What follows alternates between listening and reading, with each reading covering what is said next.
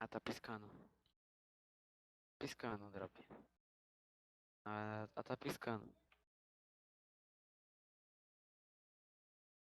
Vocês não me passam isso?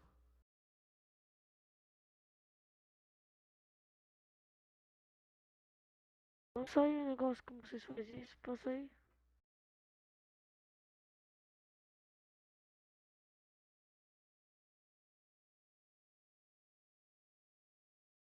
Headshot é mó de capeta do caramba. Ai, me ensina aí, Headshot. cara. E aí, criança? Headshot. Ó, você vai pegar duas pastas. Vai tá English é uma. Aí você vai na Race, na pasta Race lá no Aonde? Crossfire. Aonde? Aonde? No Race, Vai, Crossfire, mãe. Crossfire. AL, Calma aí, Crossfire só tô AL. fazendo um negócio aqui. Tá, loguei no Crossfire, já tô aqui, e agora? E agora?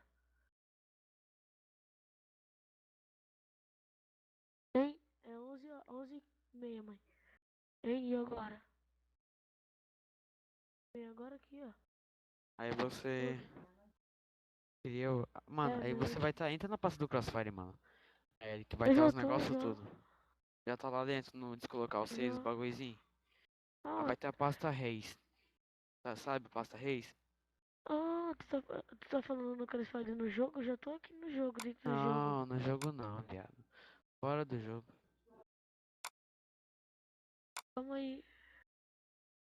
Deixa o Frank me ensinar, ensina aí, vai, fala aí. Ó, fora do jogo, abre o meu computador. Aí vai estar descolocar o C. Painel de aonde que eu vou procurar? Aonde que eu vou achar essa pasta aí? Ih, mano, você não sabe não descolocar o C não do computador? Ó, no meu computador, que clique? Vou sim, ô Ingla.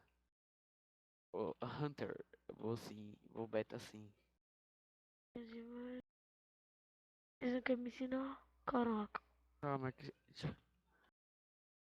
ficava Cara, mais pra ensinar fácil tem que ter se peixe. você soubesse o que que era descolocar o C.